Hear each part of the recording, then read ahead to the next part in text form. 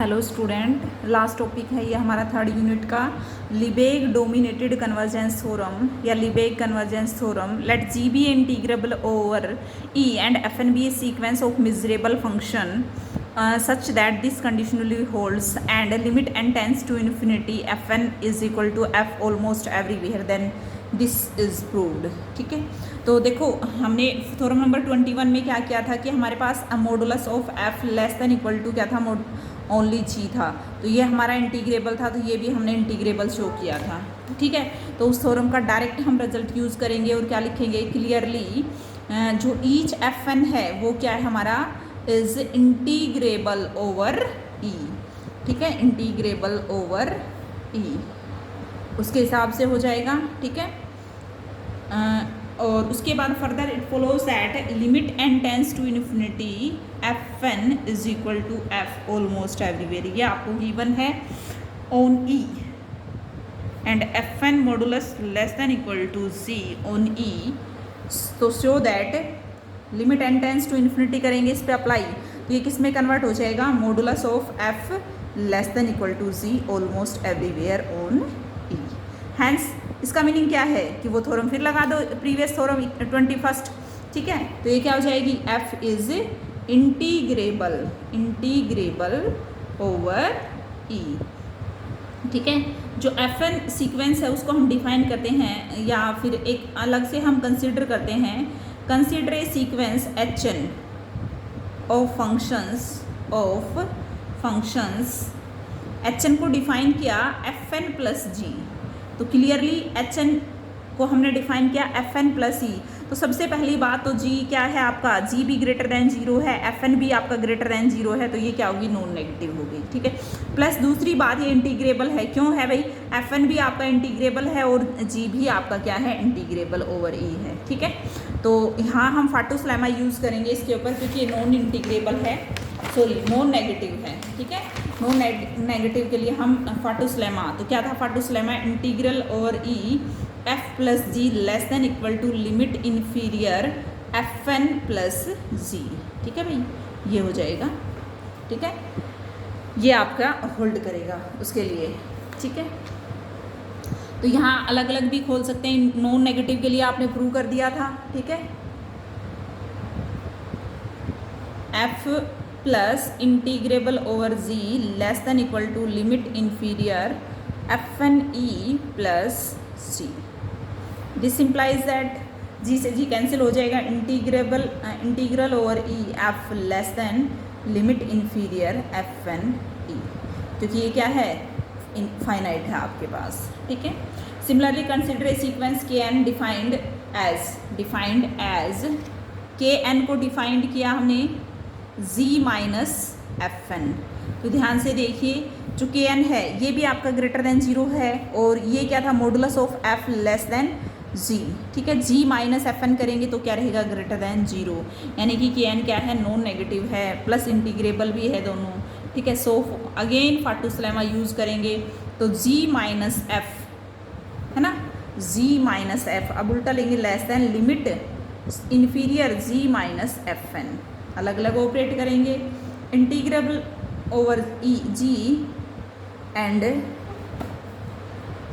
F less than equal to G minus limit superior F N. ये किस में change हो जाएगा, अंदर जाएगा तो लिमिट सुपीरियर में। ठीक है, तो ये आ जाएगा, this implies that limit superior F N less than equal to F, क्योंकि दोनों साइड क्या है, नेगेशन है तो इनइक्वलिटी चेंज हो जाएंगे।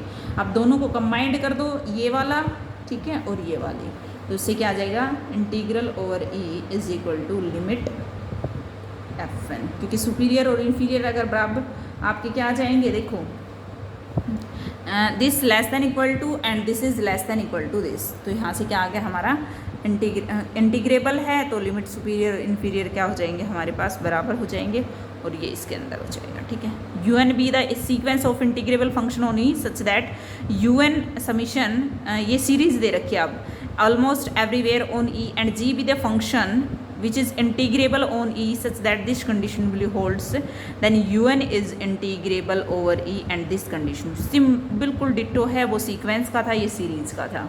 तो देखो एक को ऐसे I1 से n fn नाम दिया और इसको n1 से इन्फिनिटी करके f नाम दिया। Then fn is a sequence of measurable function on E such that modulus of fn क्या है दे रखा है, देखो यहाँ पे ये दे रखा modulus of this less then, अब इसको नाम दे दिया ना fn, तो इसको हमने लिखा modulus of fn less than g almost everywhere.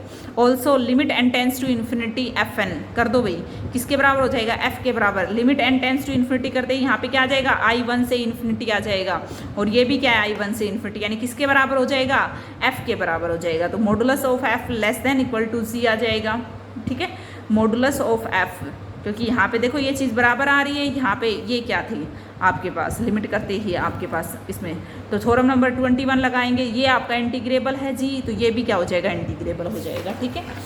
तो आपके पास 1 बाय 1 करके प्रूव हो जाएगा। तो integrable over E is equal to limit n tends to infinity, ये लगा दो।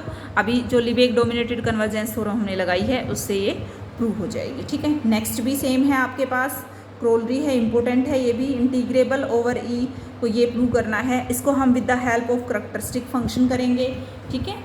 और नेक्स्ट है आपके पास एक आधी थ्योरम, इसमें आप छोड़ भी सकते हो या फिर कोई ज़रूरी भी नहीं है। देखो लास्ट वाली हमारे पास बिल्कुल ईजी है, g n be the sequence of integrable function which converge almost everywhere to be an integrable function g and fn be a sequence of measurable functions such that fn less than gn and fn converging to f almost everywhere। तो ये आपके पास given है और ये आपको prove करना है, ठीक है। fn आपके पास इंटीग्रेबल है और क्या क्या दे रखा है, fn मॉडुलस ऑफ fn क्या है, लेस देन है मॉडुलस ओनली gn। सो यहाँ से मैं ये भी लिख सकती हूँ fn f को कन्वर्ज करता है और gn g को, तो यहाँ से ये आ जाएगा। g क्या है, इंटीग्रेबल है, तो f भी क्या हो जाएगा, इंटीग्रेबल हो जाएगा, no doubt. hn of functions, hn को डिफाइन किया, देखो बिल्कुल डिट्टो वही काम किया जो अभी हम रिसेंटली लिबेग डोमिनेटेड कन्वर्जेंस थ्योरम में किया था, उससे के बाद किया था, कौन सी थ्योरम में देख लेना एक बार। hn को डिफाइन किया fn plus gn, hn non negative होगी क्योंकि ये दोनों नॉन नेगेटिव हैं, ठीक है। Limit n tends to infinity apply करेंगे, f प्लस g आ जाएगा ऑलमोस्ट एवरीवेयर, तो फाटूस लेमा अप्लाई कर देंगे, ये आ जाएगा, ठीक है। उसके बाद हम इसको अलग अलग खोल के लिखेंगे, तो integrable over E less than equal to limit inferior और इंटीग्रेबल ओवर ई। अब दूसरा अगेन डिफाइन करेंगे के एन, बिल्कुल डिट्टो था भाई, ठीक है, और आपका ये आ जाएगा फिर, ठीक है। तो दोनों ही केसेस प्रूव हो जाएंगे। तो यूनिट 3 आपकी कंप्लीट है, आपको जो भी डाउट रहता है वो आप पूछ सकते हो, थ्योरम नंबर डाल के दे दो। देखो इसमें तो टोटली हमारे पास मेरे हिसाब से नेमिंग थ्योरम 2-3 लगा लो, 3-4 लगा लो, और हमारे पास 21 एक थ्योरम है टोटल इसमें, ठीक है। अगर शुरुआत से करना शुरू करो, स्टार्टिंग से करोगे, चीज़ों को अच्छे से पहले समझोगे, फिर उनको लिख के देखोगे, तब जाके आपके पास ये अच्छे से दिमाग में बैठेंगी कि हाँ भाई ये इंटीग्रेबल ओवर ई का क्या मीनिंग होता है, ठीक है। लिबेग इंटीग्रेबल क्या होता है, ठीक है। रीमान क्या होता है, रीमान जो आपका है वो आपको 6 सेम में मिलेगा, 6 सेम में, क्योंकि रीमान के जो क्वेश्चन है वो भी मैंने नहीं कराए, वो आप लोग 6 सेम से ही करोगे, ठीक है, उसकी बुक से। Thank you. कल से हम 4th यूनिट स्टार्ट करेंगे। ओके।